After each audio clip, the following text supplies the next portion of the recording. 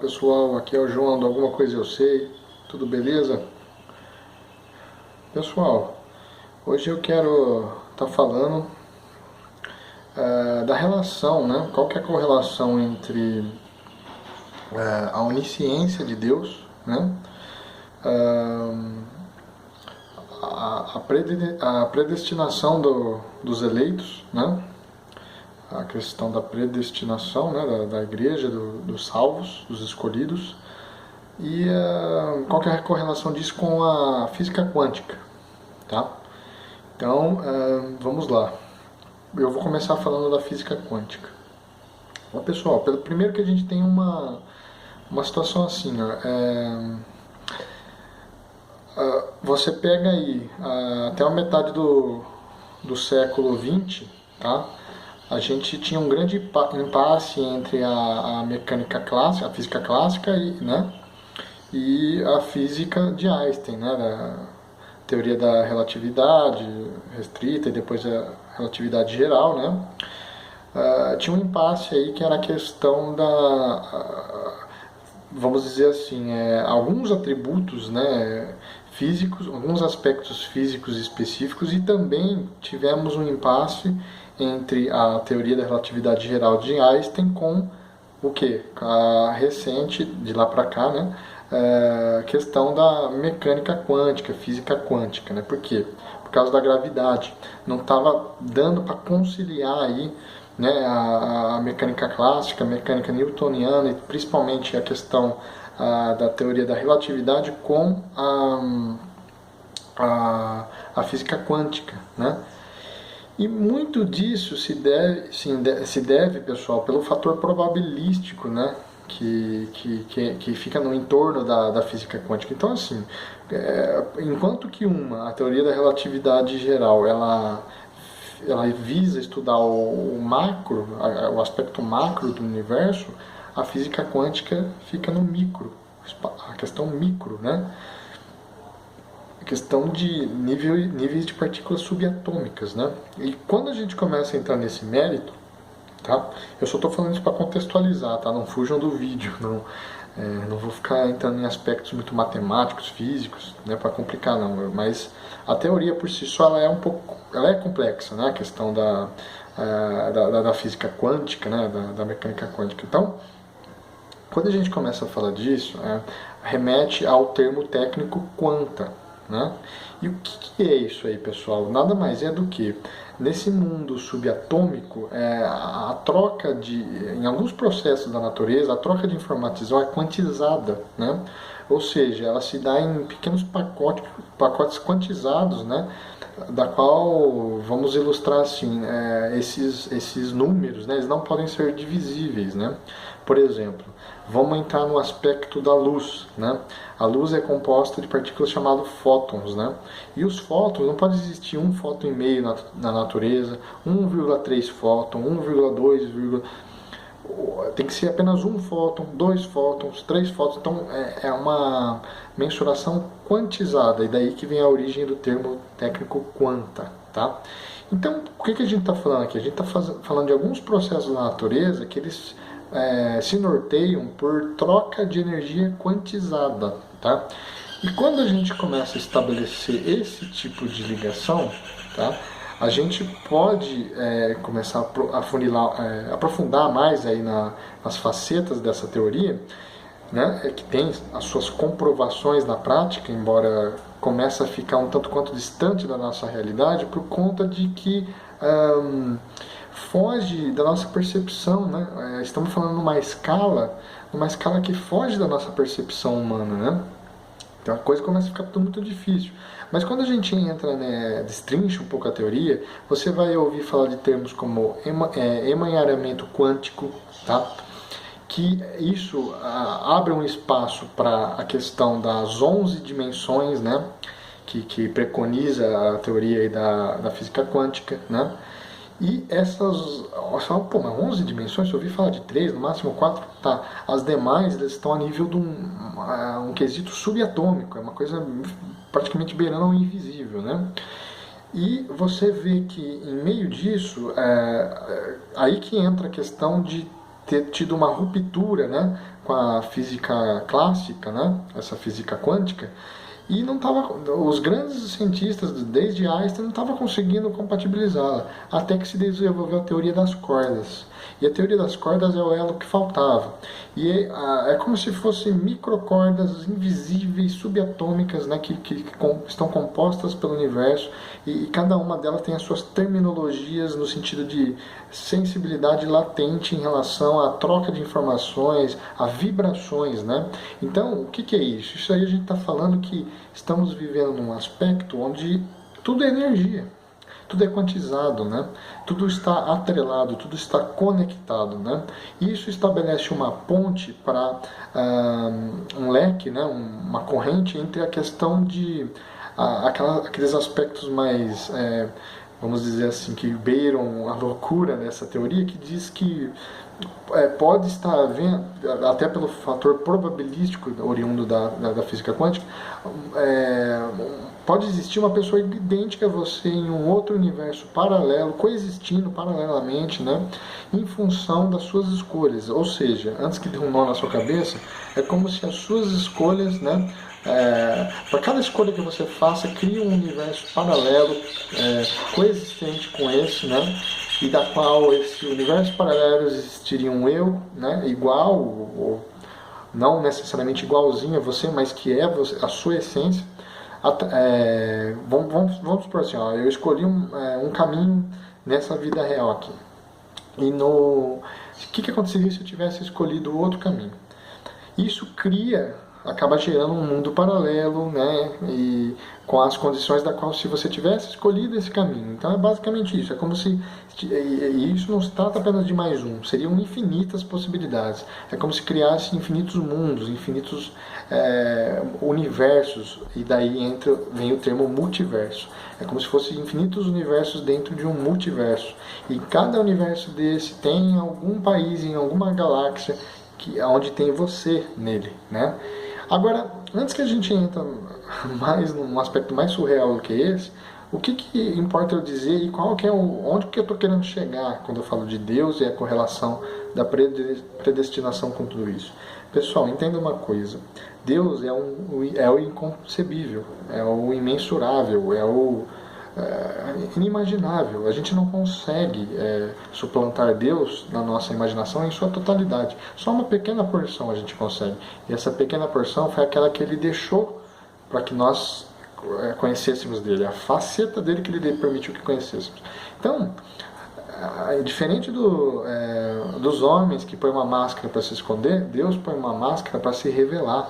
Porque a glória dele é tão ofuscante que nem todo o universo ou todos os multiversos subsistiriam, muito menos nós, menos do que grãos de poeiras cósmicas.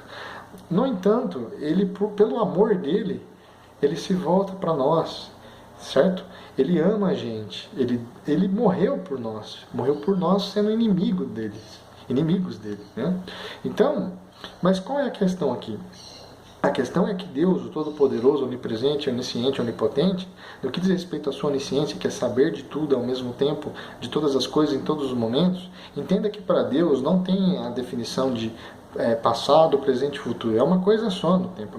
Para Deus é um mistério. Deus se encontra fora do sistema, fora do espaço-tempo. E o espaço-tempo, a gente remete a Einstein, né? Depois de Einstein, que foi uma revolução, um marco na ciência, na história, né? da ciência, chegou-se à conclusão que espaço e tempo estão interligados, né? É uma coisa só. Então, quando você começa a dar um salto para a questão quantizada, que esses preceitos, teoria das cordas, né, emaranhamento quântico e todas essas doideiras, o que está acontecendo? Os cientistas estão descobrindo aos poucos as facetas do mundo espiritual. É esse o elo entre a física quântica e o mundo espiritual. Você está entendendo? Porque quando a gente fala de espiritual, você pensa em alguma coisa fantasmagórica, mas não, pense em algo em termos de outra dimensão, vamos dizer assim, outro tipo de existência, né? Que coabita com essa, mas que é paralela, né? E é isso que os cientistas estão descobrindo, certo? Só que com uma roupagem tecnológica, com uma roupagem científica. E isso nada mais é do que os vislumbres que Deus deixou, né? Então, vamos dar asas à imaginação, né? Quem dirá que eu tenho para mim que todas essas possibilidades de multiversos, né, eles não são o mundo real. Para mim o mundo real é esse. Tá? Para mim o mundo real é esse, mas esses multiversos não é que a gente está vivendo lá em carne e osso. Eu imagino que são hologramas, que são projeções, que são mecanismos tecnológicos, vamos chamar assim, que pode ser, eu estou conjecturando, tá? Não é pecado conjecturar. Pode ser uma ferramenta que o Deus Todo-Poderoso se use, né? De repente para, vamos dizer assim, não sei, eu sei o futuro, o presente e o passado através dessas projeções. Um exemplo, eu estou conjecturando, tá? Não estou falando que é isso. Imagine que Deus acelere uma fita e depois rebobine. Vou falar fita para ficar mais fácil. De repente assim seria um mecanismo para ele estar em processo contínuo de acesso ao presente, passado e futuro, sem uma distinção, né? Agora, imagine que ele tem esses multiversos como hologramas que se projetam a partir de escolhas que nós não fizemos, né? E aí ele sabe, a partir do acesso dessas informações, dentre esses vários multiversos, qual que seria a consequência de tal escolha que a gente fizesse. A partir desse mundo real, né? As escolhas que nós não fizemos, Deus já sabe o que acarretaria no final por ter acesso a esses hologramas. Vamos imaginar assim, eu estou conjecturando, gente, pelo amor de Deus, não me crucifique. Então, eu tenho para mim essa minha ideia. Eu penso assim, falo, para mim é muito mais absurdo do que isso. Deus é inconcebível, mas o mais perto do que minha mente consegue entender, procurar entender no que diz respeito, o link, né, disso tudo é algo parecido com isso. Então, para mim, essa é a vida real, não tem essa de exatamente de estar vivendo alguém igualzinho a mim, outro multiverso. Para mim, no máximo que isso pode ser uma verdade é no sentido de que isso é um holograma, uma projeção, uma ilusão, não é real, né? Se isso for verdade, né? Eu estou presumindo que a teoria está correta, né? Até porque ela tem um fator probabilístico, que é com base nesse fator probabilístico, que mesmo que for 0,000001, isso multiplicado ao infinito, presumindo que o universo é infinito, também geraria probabilidades infinitas, né? Porque o infinito multiplicando 0,0001 é infinito. Então geraria probabilidades infinitas de existir esses mundos paralelos com um eu idêntico, né, num outro mundo, né? Mas essa é a parte que a teoria fala. Agora, a minha concepção é isso que eu disse. Se isso for verdade, não existe um eu igualzinho material nesse outro mundo, e sim, no máximo, um holograma meu com parte de preceitos da divindade de Deus, da qual as coisas são assim porque ele quis, um exemplo, se for isso, se eu estiver correto. Você está entendendo o que eu quero dizer? Então, sem deixar o vídeo ficar muito longo e enrolar demais, para mim é que nem aquela frase que fala: Deus não existe, Deus é. Por quê? Deus não se limita ao existir, ele está fora do sistema, ele está fora do universo, ele está fora do espaço-tempo. Só que eu nunca trabalho com a opção é aquilo ou aquilo. Eu trabalho com a opção é aquilo e não ou. Então, para mim, Deus, quando fala Deus não existe, Deus é, para mim isso não é total verdade. Para mim, Deus é e Deus existe. Por quê? Porque ele se fez existir, ele se fez carne, ele tem o seu aspecto humano, ele se fez homem por nós, ele se fez humano por nós. Então ele é perfeitamente Deus, perfeitamente homem, ele é Jesus Cristo, ele é o nosso Salvador, Salvador é aquele que crê. Então, imagine o poder de Deus. Tente vislumbrar por um segundo sequer a dimensão. Cara, é inconcebível, é inconcebível. Imagine, só pense no aspecto do tamanho da Terra, o tamanho da galáxia, o tamanho do... É inconcebível, incomensurável, isso não tem...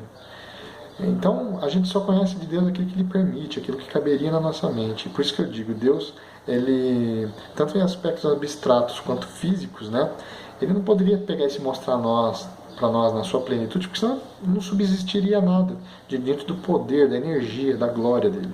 E por isso que eu digo, os homens usam uma máscara para se esconder, Deus usa uma máscara para se mostrar. E para concluir o vídeo, pessoal, então assim, não é um problema para Deus saber o futuro, passado e presente, porque para ele é uma coisa só. Então ele sabe quem é as pessoas que... não que as pessoas... como posso dizer? Ele criou as pessoas que viessem a crer em Deus e serem salvas, essas pertencem ao grupo dos predestinados. Imagine uma porta, está no batente assim, está escrito: aquele que passar por essa porta será salvo. A hora que você passa, você lê do outro lado, lado de dentro da porta. E estes foram aqueles que estavam predestinados desde antes da fundação do mundo, que é o que fala a palavra, né? Você entendeu? Então, quando você está do lado de cá, você só enxerga aqueles que passar pela porta serão salvos. Quando você passa, você já está salvo, você lê lá do outro lado. E estes são aqueles que já estavam predestinados antes da fundação do mundo. Então, quem sabe é Deus e não as pessoas. Então, você não deve viver agindo como se... Pô, será que eu sou um escolhido de Deus ou não? Porque se eu não for um escolhido, eu nem vou viver de maneira a satisfazer as vontades dele. Um exemplo, né? Não vou seguir ele. Então não é esse pensamento que você tem que ter. Você tem que viver como se não tivesse essa questão. Porque quem é onisciente é Deus, não é você. Então essa é a maneira de encarar a predestinação dos eleitos. Tá bom? Enfim. Então para mim esse é o link, né? Deus não é um problema para ele. Não importa se a maneira como que ele faça, como que ele lê o futuro, passar por... Eu fiz uma conjectura aqui, né? Mas trazendo um paralelo com a física quântica, mas não importa, Deus ele tem a maneira dele de fazer as coisas, né? Eu acho que nós nunca vamos entender isso, a não ser que um dia ele resolva revelar para nós lá na glória, né? Então, para mim, a questão da física quântica é o cientista descobrindo esse mundo espiritual, tá? E para finalizar, pessoal, comece a raciocinar, comece a filosofar na sua mente, meditar, orar, né, a Deus para te dar discernimento do Espírito Santo, que você vai conseguir. Se você bater na porta, Ele vai abrir a porta para você. Ele é o caminho, a vida, Ele é a verdade, é o único caminho. E Deus é Jesus. Jesus é Deus. No caráter de filho, mas Ele é Deus. Então, o que acontece? Só para encerrar, galera. Quando a gente fala assim, a vida me deu isso, né? ou outra pessoa fala, Deus me deu isso, Deus é... Sim, é verdade, sabe por quê? Porque a vida é Deus, e Deus é a vida. Então, quando a vida te proporciona certas condições, seja para alegres, tristes, sofridas ou não, é Deus permitindo com que ocorram essas condições. Isso com os propósitos dele. Às vezes ele permite o sofrimento para a pessoa se quebrantar e se achegar a ele, né? E buscar ele. A gente não sabe os desígnios de Deus, mas ele sabe e ele não faz nada errado. Então, quando a gente fala, Deus me deu isso, Deus me abençoou nisso, Deus me deu de presente isso, e alguém pode tirar sarro dessa pessoa falando, não foi Deus que te deu. Essa pessoa que está tirando sarro está errada. Por vários motivos, mas dentro desse assunto ela está errada. Porque se a vida deu para a pessoa, para alguém algo, é Deus que deu para essa pessoa. Porque Deus é a vida. Deus é o portador da vida. Nada está indissolúvel de Deus. Imagine que nem eu falei na teoria das cordas, essas cordas invisíveis, latentes, de fluxos de energia. Imagine que isso seriam os nervos, vamos falar assim, de uma célula de Deus, da qual está inserida, sei lá, em algum pedaço de Deus, da qual todas as informações que ocorrem no mundo, seja a nível de uma queimada, uma destruição, uma alegria, uma coisa boa, sei lá, qualquer coisa do tipo, uma existência, uma vida, e todas essas informações não passam desapercebidas, porque elas estão conectadas. A matéria criada está conectada com quem as criou. E não tente entender mais que isso, porque, como eu disse, Deus é inconcebível. Certo? Então, isso que eu fiz aqui foi um breve filosofar para vocês, né? Não é tão breve assim, ficou um pouco longo mais uma vez, mas sobre alguns pensamentos meus aí acerca da correlação desses assuntos que eu trouxe avante nesse vídeo, tá bom? Bom, então eu peço que, se vocês gostaram, que curtam, que compartilhem, e é isso aí, pessoal. Fiquem com Deus e um grande abraço.